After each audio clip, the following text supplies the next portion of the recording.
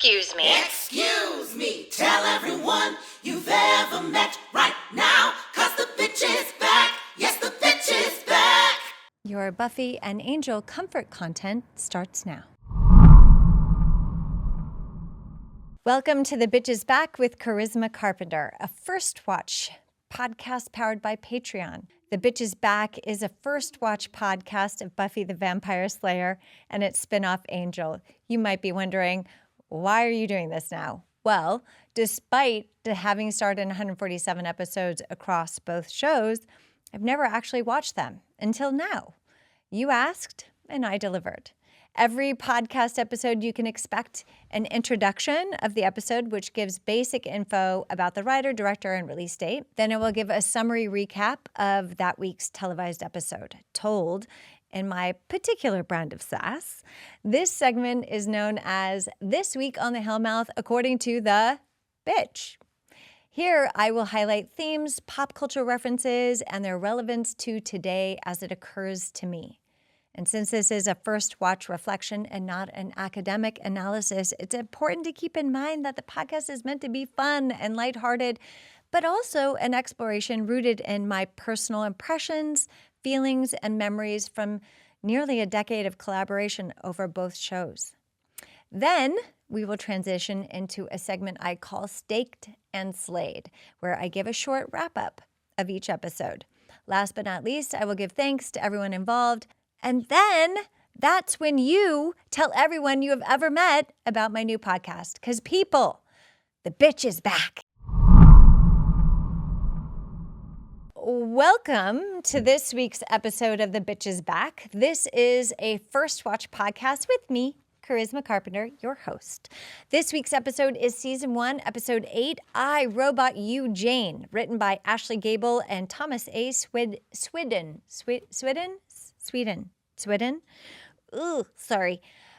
Directed by Stephen L. Posey, originally released on April 28th, 1997. This week on the Hellmouth, according to the bitch. Well, I could have told you this wasn't going to go well. Who trusts anyone online anyway? They could be absolutely anyone, and turns out Malcolm, a.k.a. Malik, a.k.a. the Corruptor, is the worst case scenario. He's a centuries-old demon who looks like Satan's uglier cousin, complete with bad skin and horns. He also has a penchant for snapping necks.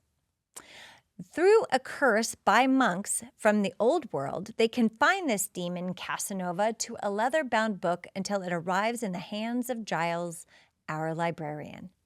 Enter the future and a new computer teacher, Jenny Calendar.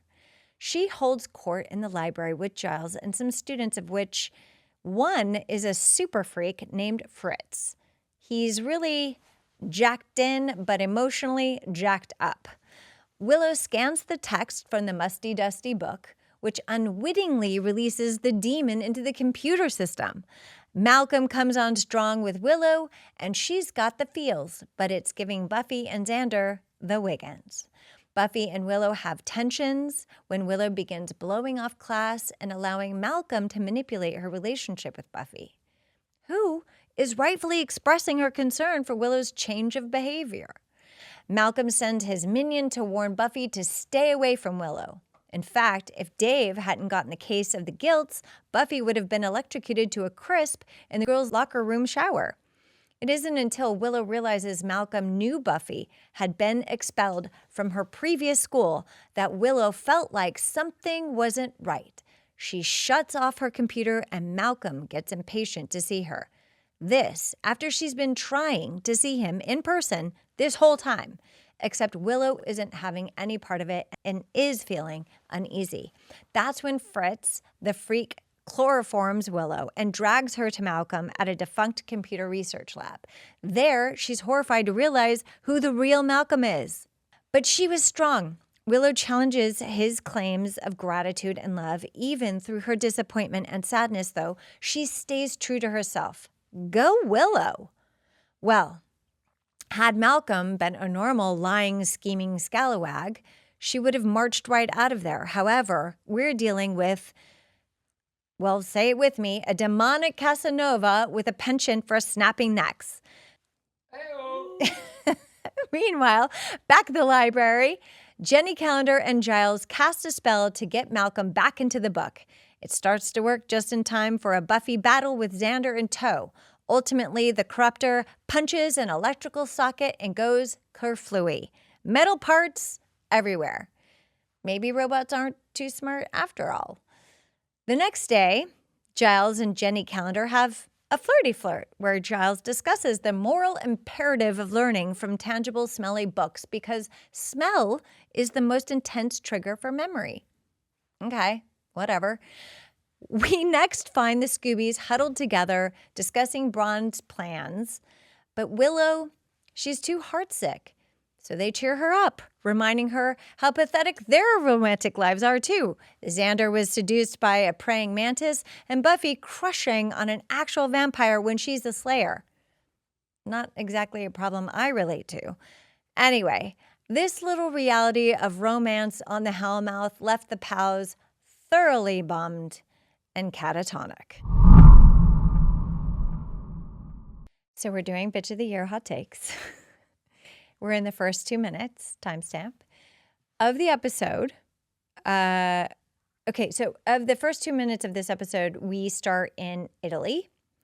And everything is spoken in, I think it's Italian or Latin, I'm not sure. But we see Malik, and Malik is this demon that is this great corruptor, influencer that tries to gather people. He tries to influence people and get followers, and then he kills them for whatever purpose. I don't know which, but he has multiple names. So back in the old world, his name is Malik. Then when Willow meets him and the gang, it's Malcolm Black. And then he has the name the Corruptor. So we see Malik, a.k.a. Malcolm Black, a horned demon reminiscent of a would-be Satan, influencing and attracting followers whom he then snaps the necks of. I love this infusion of culture and the use of another language and biblical figures such as monks and mystical beings. I think it really gives insight to the old world ways and elevates the show's depth as more than just a pithy little horror show. Using the demons and the monsters to highlight the real-life horrors of today. I love this about our show. The creature is incredible. The special effects is incredible, complete with like red eye contact lenses, full prosthetic mouth or teeth, and just like the horns and the skin. I mean, he must have been in makeup for forever. But I thought it was really funny when the monks capture the evil Satany demon spirit into the sacred book, right? And then the book closes and it's sealed into this wooden box. And then they say, "May this book never be read again," in their fancy language, which is either Latin or Italian, I'm not sure which. And then we cut to Buffy Summers opens the wooden box, peers down, so the camera is in the box looking up at her. And she is like, in this, ancient wooden box with a sense of whimsy and innocence and contempt, like, oh, look, a book, like another book, shock. But she never knows or we don't sense at that point in time the degree of evil this book possesses. But I think that is such a cute juxtaposition between the old world going, "May this book never be read," and then we cut to this cute and effervescent blonde who opens the book and looks down in this pithy way where she just says, "Oh, look, a book. Yay. Again, we're in the library," whatever. It was just really cute to me and struck me as being really funny and why I love the show so much. 2 minutes, 30 seconds through 4:30-ish. The library scene with Buffy, Giles, Xander, Willow, Dave, Miss Jenny Calendar, who this is the first time we meet her. And I'm going to sometimes refer to her as MCal because really it was just too much to type Jenny Calendar in my document. So we meet MCal or Jenny Calendar for the first time. She represents all things the future, e.g. computers. Juxtaposed against Giles's preference of dusty, musty books makes for snappy dialogue, crackling dialogue between the two of them, with a taste of conflict between the two teachers. And it's interesting, though, because when a female figure who's also an authoritarian challenges Giles, I feel like Giles doesn't know what to do with himself. This feels significant also within the show and is a statement to the show's everlasting themes of feminism. Women belong in the workplace and are just as smart and confident in their respective educator roles as men are. And Giles needs this, right? He needs to be right-sized, if you will. And her arrival is good timing for the show, and it's lending balance to the show's heavy male overtones and criticisms of Buffy. Stop criticizing my Buffy. So Giles says, Ms. Calendar, I'm sure your computer science class is fascinating, but I happen to believe that one can survive in modern society without being a slave to the idiot box.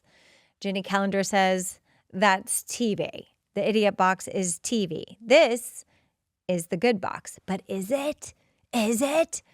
Then Incel Fritz says, the printed page is up. I don't know what voice, like the printed page is obsolete. Information is bound up anywhere. It's an entity. The only reality is virtual. If you're not jacked in, you're not live. How did I do, Gregory? Was that like your bro voice? The bro voice that you do sometimes? My toxic straight man voice.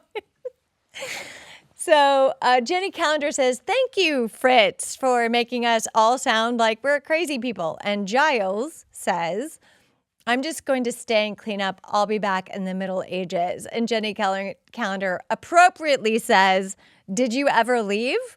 Giles throws her an expression. Okay, so this I thought was a really interesting moment where Giles throws back a look at Jenny Calendar. And I really don't know what he's thinking. Like there's this moment where he just kind of blank face stares at her and maybe blinks. But the expression leaves me wondering, does he have contempt for her? Or is he really considering this? Like, is he considering that maybe he still is in the Middle Ages because he's self-reflective? Probably not. But I just thought that was a really brilliant acting moment for Anthony Stewart Head. I thought that was a really good moment. So this is timestamp 7 minutes, 17 seconds. Buffy and Willow are in the computer lab, Jenny Calendar's computer lab. And this is when Willow starts to tell Buffy about her little online romance. So I'm going to watch this for a second. By the way, Jenny Calendar looks fabulous in this outfit. She is so dope. I mean, so dope. The Missoni, I'll talk about this in the bonus bitch. Never mind. I'm derailing. Okay, pushing play. Buffy, are you supposed to be somewhere? No, I have a free. So she's so cool. Like as a teacher, she's just strolling in, coffee, sunglasses. Hey, you know, I feel like she's like one of them because she's not this, I don't know, she's just a cool teacher. I never had a cool teacher, damn it.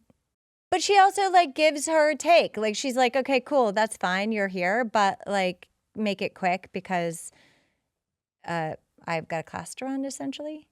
But she says it in a really nice way. Make it a short visit, she says. Uh-oh. Malcolm has like sent her a email, Willow. She's got mail, and the facial expression on Willow right here is like she's so excited. She is so excited to like, oh my God, it's like today when you get a text message from that special someone and you're like walking along. How many times have you been like walking along in New York City or wherever and you see people staring at their phone smiling? It makes me happy to see people happy. But anyway, that's what Willow has on her face right now. You've got mail. And she's like, oh my God, he emailed me, which now we'd say text. It's him, she says. These graphics are hilarious, by the way.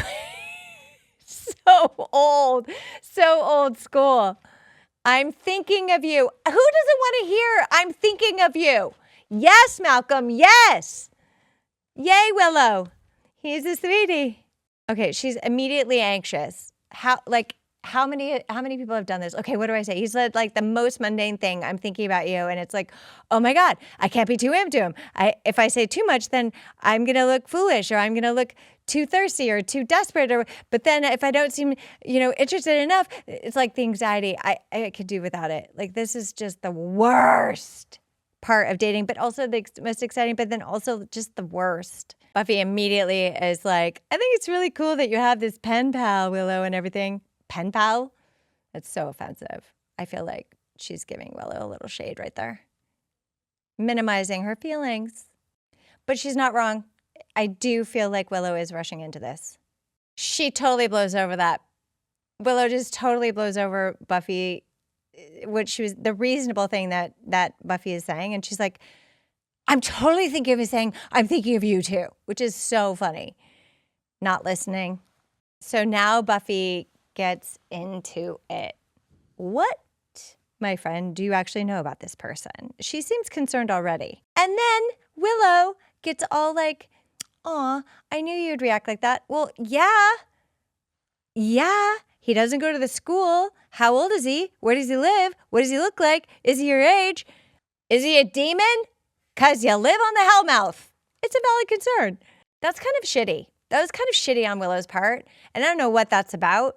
I mean, I think I have a good idea. We can go into it later, the psychology of it all. But I honestly feel like that was uncalled for. Yeah, I want to make sure that you're careful. That's all. That's what good friends do. Listen, if your friends have an ick or a vibe or a hair raise, I mean, maybe we should give them the benefit of the doubt and listen to our friends. He could be different than she thinks. He's so different. So now we're finding out that homeboy is inside the computer and sees that Buffy is up in Willow's ear about, what do you know about this guy? And he is not having it. So he immediately goes into the registration and scanning all the students to identify who she is and finds out it's Buffy Summers. And this is what I want to know from you guys. I want to know, do you guys remember what her birth date is? Because we see it for the first time, her registration form. So we find out what her full name is. We find out what her grade point average is and what her birth date is. But apparently, from what I understand, her birth date changes. More on that later. He's scanning, going through all the pictures, lands on her. It's a really cute picture of Sarah, by the way. She's a sophomore. What does that make her, 16? Oh, no. It's the bad guys. The bad guy's minion, the incel, Fritz. Fritz the freak. Watch her. Ah. Ominous. His name is Malcolm Black. He's 18. He lives 80 miles away from here, and he likes me.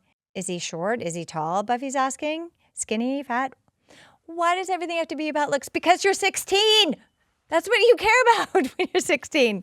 I mean, it's really funny where Buffy's like, it's not always about looks, but some stuff is. Like, he could have a hairy back. Like, honestly, I've dated hairy backs. Just get it waxed. It's not a big deal. But he's got to be really special with a super great personality. I'm just saying.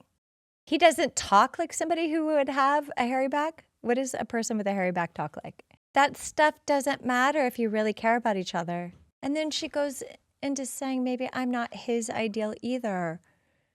I mean, Willow's the best. I mean, she's loyal, she's smart, she's got a backbone. I think it's great that you've met someone, Buffy says. And then now, cool teacher. I think we're done. I think that's the part that I wanted to highlight. I just wanted to talk about that bit, where friends calling other friends out when, we see our friends starting to spiral into an obsessiveness about their potential romantic interest too soon. And without really knowing too much about them. And, the fact that it's on the computer, we don't see him. We don't know, we don't know any of those answers. Like, what does he look like? Where does he go to school? How old is he? Like, taking the word for it. When also at the same time in 2025, so this is back in 1997, we're having the same issues. We're having the same freaking issues. There's a whole world of hucksters out there using people to fill emotional voids or to prey on lonely women and men for money. I mean, that's just the truth. Although I have to tell you, story time for just a second, my DMs are so congested with men constantly trying to hit me up to send me money. So what is that about? Like, what? It's so gross. Oh, can I ask you a question? Dude, this was your chance to ask me a question and you're asking me the question. Does anybody watch Shark Tank? Does anybody have, like, if you're going to shoot your shot, make it real, okay? Not that I'm encouraging this. I don't want your DMs. I don't. And I don't need you to send me money. I'm just saying, don't waste your moment with hi. I'm just saying. That was a side note. But this episode is speaking to the apparent cautionary tale that is still very relevant today. And it's impressive that online dating, which was super fresh then, right? So this is in 1997.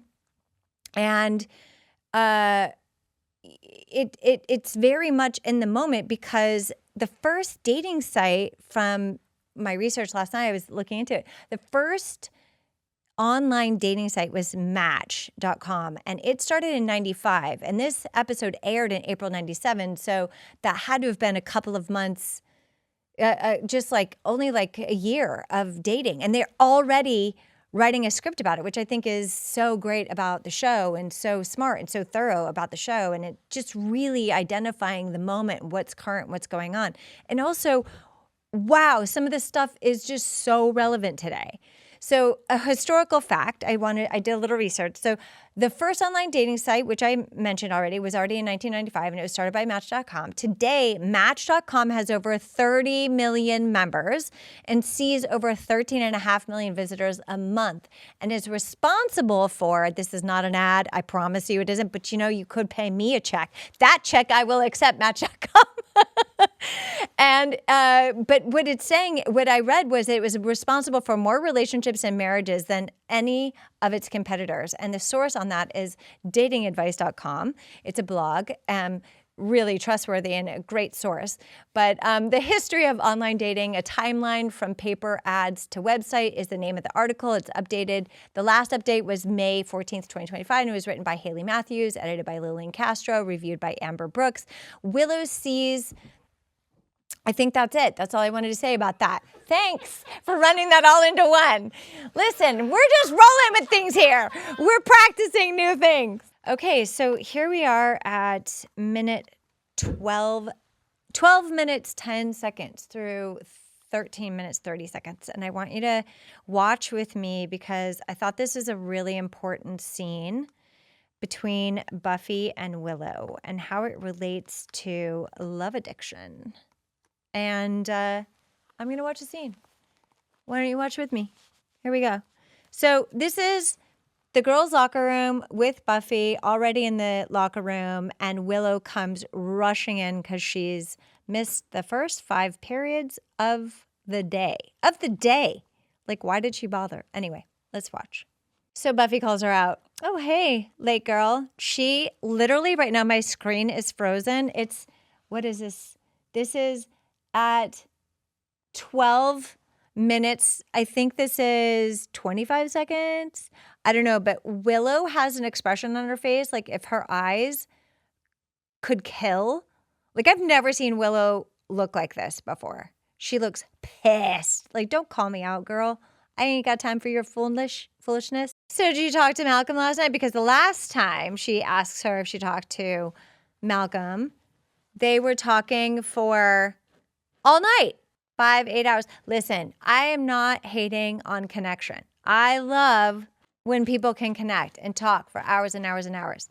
That's great. That's great. But Willow isn't that girl.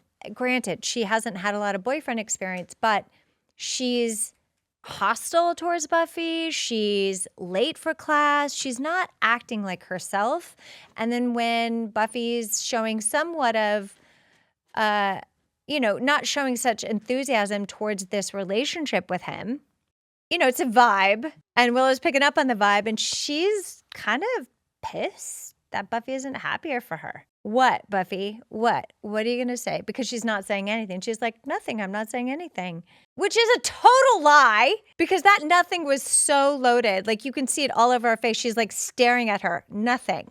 Like, I've got stuff to say, girl, and you aren't ready. She's having an expression, Willow says. Oh, was I? I'm not. Lies. Lies. You're 100% having an expression. The expression is no expression. Death stare. Girl, what are you doing? Thank you. Buffy says the truth. You know what? If I were to have an expression, it would say, this just isn't like you. Not like me to have a boyfriend, you mean? That sounds like fighting words. But I love Buffy's reaction. Her reaction isn't, she doesn't get catty with her and they start having that conversation about having boyfriends, not having boyfriends.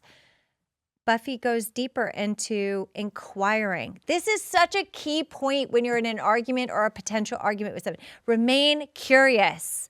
Remain curious in your toxicity, or like whatever not toxicity, not every disagreement is toxic, but like whenever you're having a breakdown, remain curious. Well, what do you mean? Wait, so he's boyfriendly? Like, oh, so this sounds serious. And I love how soft she is when she says this. This is such a good show. Just saying. Oh my gosh. Okay. No, at no point in time did Buffy say to Willow, I don't want you to have this. At no point in time. I don't get that from Buffy at all. Buffy is not trying to prevent Willow from being happy. But Willow is taking it so personally. She's taking it like, you're just not happy that I'm into somebody. And that's just not it. Ah! I want to kill her. Oh my God, I did it again. I don't know how to not do this. She's just saying, I think that you should get to know this person a little bit more before you get obsessive, which, by the way, is a very triggery word. Like if my girlfriend said, before you get obsessive, I'd be like, you perceive me as obsessive? You think I'm obsessive? Like, can we unpack that? Oh, but they really care about each other. So she's known him how long? 5 days? They really care about each other. I mean, red flags, guys, going way too fast. But she doesn't have a lot of experience in love, right? So this connection, this is what happens with young people too. Like, and I don't think it's actually just young people this happens to. I think when you're dealing with people that maybe haven't dated in a long time, or, don't have a lot of love experience in general, when they meet somebody and that person seems to pay attention to what they're saying and is invested or is investing time. Like time and attention are our biggest commodities. And when somebody is giving you that, it feels like love. It feels like something. It seems substantial. And, 16 years old, like this is intense for Willow. What's the big deal if I blow off a couple of classes? Okay, this is so important. The big deal is it's not who you are. If the relationship that you're in is making you behave in a way that is not in integrity, not who you usually are, that isn't good. That is a good indication that maybe the relationship is the opposite of a love connection. Just saying. I'm 55. I might know a thing or two about this. Where's my tea? She just caught her in a lie. She said she was late before, she overslept, and now she's like, what if I blow off a couple of classes? Oh, I thought you said you overslept. Good listening, Buffy. Listen, this is what friends do. They call you on your stuff in a loving way. In a loving way. In a loving way. And I think Buffy's being loving. This is a Buffy Stan podcast. Malcolm said you wouldn't understand. This is classic isolation. He is trying to alienate Willow from everyone that means anything to her. That is a sign of an abusive relationship. Girls, if you have a boyfriend that is pitting you against your family, pitting you against your friends, making observations that are making you question. I mean, it's okay to question, but to say, I just feel like this is red flag, red flag, red flags. Malcolm was right, bitch. I mean, she doesn't say bitch, but her expression says, Malcolm's right. I don't understand. She slams the locker door and walks off. And by the way, in the next scene, she walks into the classroom. She looks hot as fuck. Period. So that was an intense scene. We've never seen the two of them have friction, right? The only other time that I can think of, and I can't remember exactly which episode it was, when Xander blows Willow off and Xander's giving Buffy all the attention and she has these big crocodile tears and you're like feeling for her because you know she's had a lifelong crush on Xander. Not worthy, but I digress. You know, this is the first time where I feel like really she's coming into maybe some repressed feelings that she has towards Buffy getting all the attention all the time from Xander, the love of her life, up until this point. Maybe this is some steam kind of seeping out from underneath the lever or the lid, right? I think it's a healthy thing for them. I think it's great that the show is showing friction. This is what a good show does. A good show has characters. Our series regular characters have conflict. We learn more about them as characters. We learn more about their home life. We learn more when they are engaged with one another. We learn more about the people that we live with every week. I just can't say enough about it. This episode was kind of triggering for me. Like it brought up a lot of, you know, self-reflection on how I conduct myself with my girlfriends when they seem like they're losing themselves in a relationship. How do I present? Am I kind enough? Am I making it easier for the boyfriend to go, see, she's jealous? Or you know what I mean? Like it's so important during conflict to remain curious and non-judgmental. And I'm really not the best at that. Okay, so now you guys, we're on minute 13:32. We're in the computer lab. It's Buffy and Dave. And Dave, by the way, is played by Chad Lindberg. Lindberg. Lindeberg. Lindberg. Chad gives a good performance here. So this is the scene where Buffy comes to see him to kind of solicit him for help with the computer. And he seems kind of amicable and helpful and like maybe even a little bit, wow, why is the Buffy Summers talking to me? You know, he has that kind of energy. But then in the middle of the scene when Buffy is mentioning Willow, he turns on a dime and goes, leave Willow alone, in this stern voice. And Buffy is right to kind of pick up on this like change of demeanor and says, what's going on? And Buffy leans in to that thinking, wait, Dave, are you Malcolm? To which he shuts her down.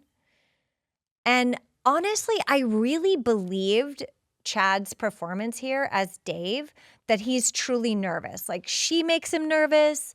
The situation with this demon, Malcolm or Moloch, is nerve-wracking. He's living a double life. And there's this point in this scene where I literally felt compelled to reach through the TV and hand this poor kid a glass of water. I think it's a really good performance, and I think it's not to be underestimated. I think it's really hard as an actor to do a switch in the scene to go from like nervous and meek to like, oh my gosh, she likes me, she's going to talk to me, to stern and hard. That's like 3 beats in one scene. That's not easy, and he was well cast, but no surprise there because Marcia Schulman's an amazing casting director.